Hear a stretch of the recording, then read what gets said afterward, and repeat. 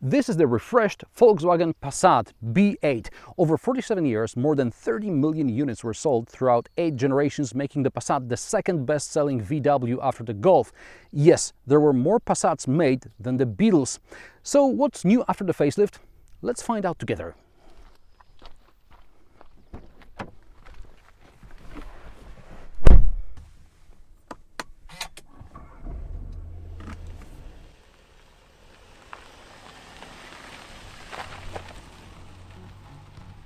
Chances are you've seen an ad, or maybe you visited the VW website and you've seen claims that this is the all-new Passat. No, it isn't. Even German designers are not that lazy, and they would have drawn a slightly different car if this was really the new Passat. Visual changes in the facelift are so modest that they are covered in just 2 paragraphs in the press release. Basically, there are new headlights, new bumpers, new grille, new diffuser, new VW logo and Passat badge on the tailgate, new blue paint, and 4 new wheel designs. Due to these cosmetic changes, the estate is now 6 mm longer, thanks to 8 mm longer front overhang and 2 mm shorter rear overhang. Other dimensions remain unchanged. Inside, there are new fabrics and new trims, newish dashboard and new steering wheel, and the analog clock has been replaced with a backlit Passat logo. Stylish. There's a cubby with an induction charger, a USB-C port, and there are 30 colors of ambient lighting. But the big changes are underneath. The Passat now features plenty of new driver aids, some migrated from other models which appeared on the market after B8 Passat debuted in 2014, and some have their global premiere in the refreshed Passat. We'll start with the semi-autonomous driving. The driver still has to be in his seat with the hands on the wheel to take over if things get dodgy, but overall you can leave a lot for the car to deal with. Technologies associated with autonomous driving are now grouped under the IQ Drive name. Debuting in the Passat is Travel Assist. The radar keeps a set distance from the car in front, and the camera recognizes the lines on the road and keeps the car in its lane. The camera also reads traffic signs, which allows automatic speed adjustment. The system also works during roadworks because it recognizes side barriers. The driver has to keep the hands on the wheel, which is now equipped with capacitive sensors, a first in Volkswagen.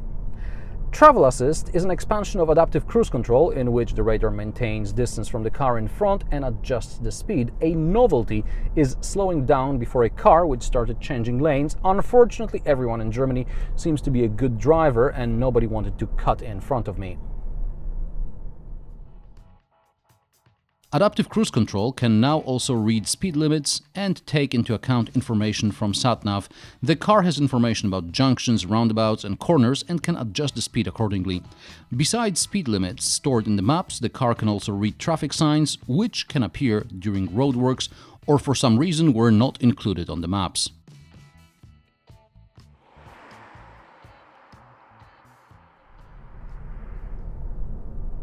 The driver can disable the system at any time, but I suggest you keep it on and see how little time you save driving irresponsibly. Speaking of SatNav, the Passat now has an embedded SIM card and is online all the time.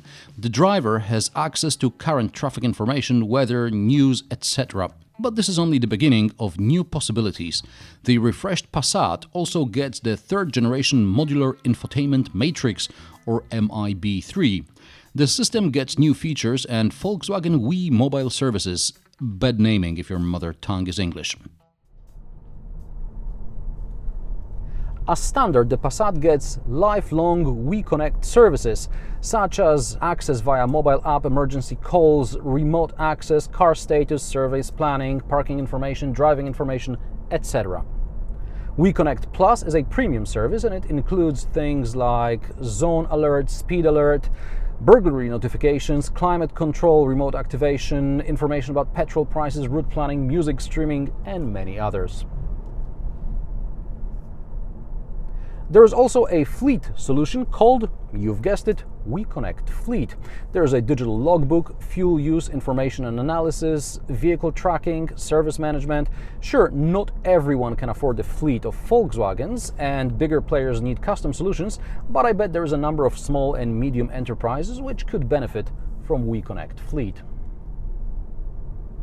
We Park enables the driver to pay for parking from the infotainment or via a mobile app. This service will gradually spread across European cities.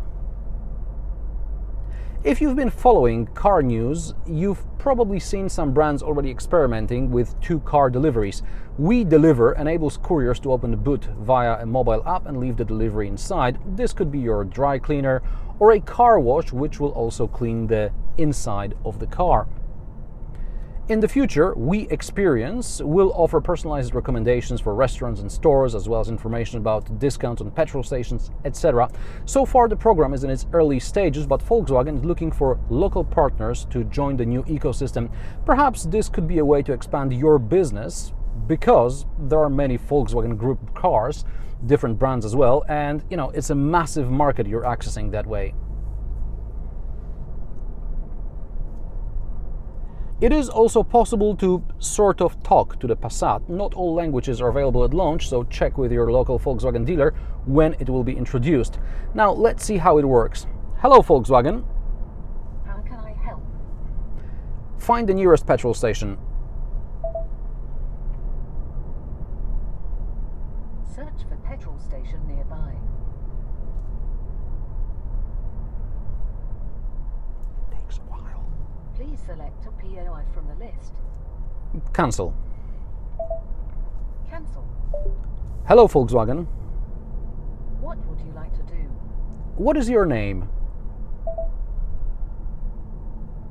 You can say navigator followed by a city, street and house number at any time. Cancel. Cancel.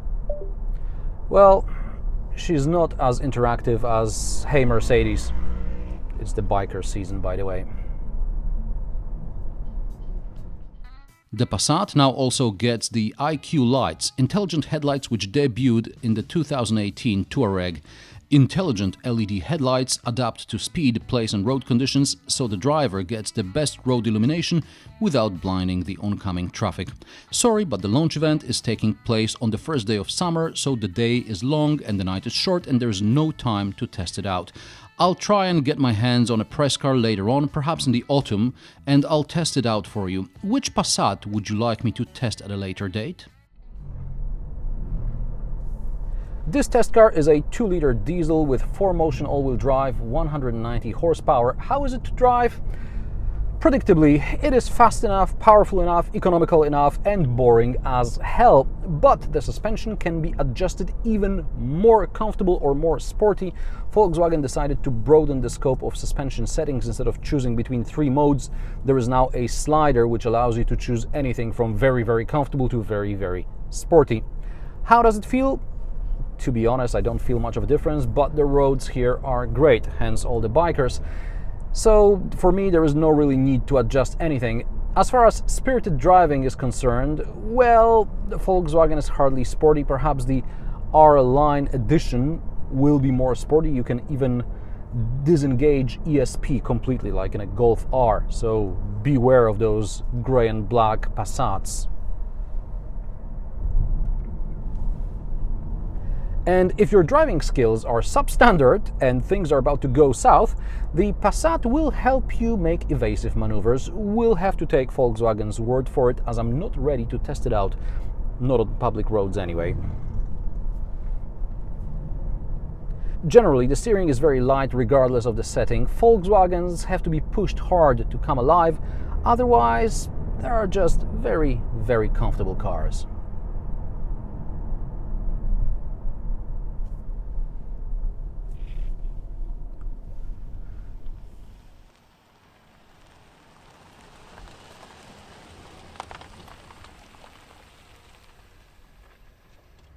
A few words about the cockpit, which really hasn't changed much. One of the bigger changes is the fact that the analog clock up here has been replaced by the Passat logo.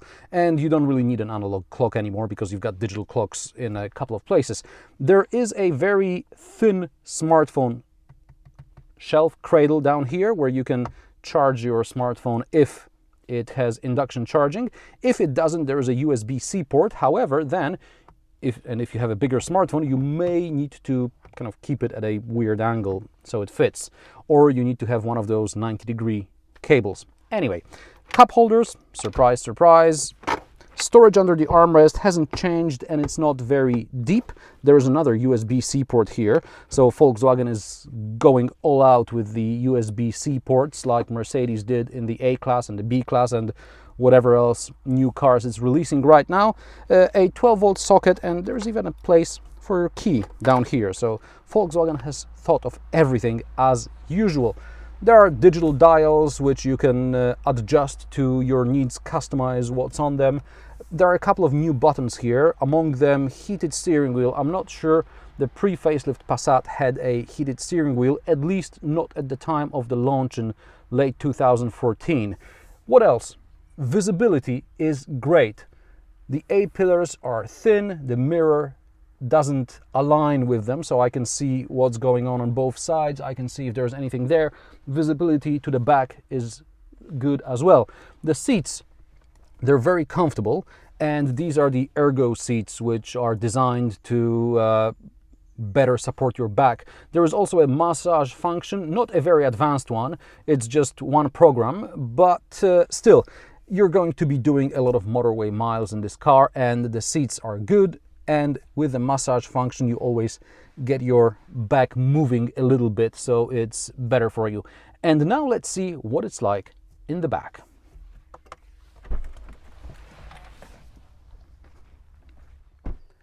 There is plenty of space here. I mean, really, there is a lot of legroom, a lot of headroom, and even if I take the middle seat, there is still good headroom left.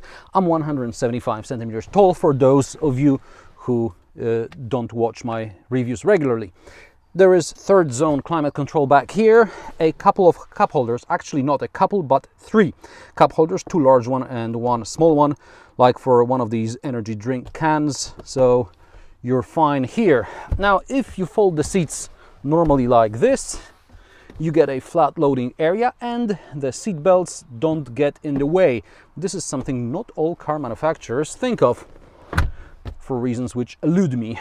Also, you can somehow fold the middle seat if you find the release. Yes, the seat splits 40-20-40, so you can carry longer items and still there is place for 2 people here on the sides. The side seats are heated, by the way. What else? This is soft touch. This is so pleasant. It's the little things that make Volkswagen such a nice car, even though it's a boring car as well. But just to make things a little bit more interesting, to spice things up a tiny weeny bit, let's go and see what's in the boot. Let's look inside the boot. The size hasn't changed. It's 650 liters in 5-seat configuration, fold back seats, and you get 1780 liters. Things that are new-ish is the way that this floor now nicely slides a level lower, and underneath the floor there is also a space for a spare tire. However, in this case we get the subwoofer for the optional Dyn Audio, whatever it's called, sound system. I love how they designed it. And another nice touch, it's a pretty deep boot and I'm pretty short, so how do I reach my suitcase? Very simple. Like so. Now I can open my magic suitcase, take out my gear, put in some gear, whatever, and I can slide it back, and now I can put more stuff in, which conveniently lies off camera. Brilliant. There are also release handles for the back seats, 1, 2, 3, 4 shopping bag hooks, a 12-volt socket, and a fancy system to close the tailgate. I can either close it normally just pressing this button, or there's another button. You just need to have your key with you. You press this button, and there's a sensor which knows that I'm here, and it doesn't know I'm talking to you, but it knows I'm here. So, okay, I'm talking, blah, blah, blah. I take my stuff away, and off I go. Bye. Volkswagen Passat prices start at €32,000 for the sedan with a 1.6-litre diesel and a 7-speed DSG. Not all engine gearbox versions are available from the start. Some will appear at a later date. This test car is a variant R-Line, which, with a 190 horsepower diesel and options, is in the high 50s. A few years ago, this kind of money bought you a well-spec'd Audi A4 or a moderately spec'd Audi A6. A more rugged all-truck and a plug-in hybrid GTE will also be available. The GTE, with a 1.4-litre TSI engine and an electric motor, has 218 horsepower and up to 55 km range in electric mode, according to WLTP. Petrol engines include a 1.5-litre 150 horsepower TSI, as well as 2-litre TSI engines, 190 or 272 horsepower. Besides the 1.6-litre 120 horsepower diesel, there are also 2-litre engines with power ranging from 150 to 240 horsepower. All petrol and diesel engines get particulate filters and meet the Euro 6D temp norm, Euro 6D in case of the GTE. So, this is the facelifted Volkswagen Passat B8. Cosmetic changes on the outside and a lot of driver aids as well as online services on the inside. Would you use We Connect services? Let me know in the comment section below. Subscribe, rate and share, and also tell me which Passat version would you like me to get my hands on in a few months when press cars arrive in Poland. Thanks for watching, and I will see you in the next one.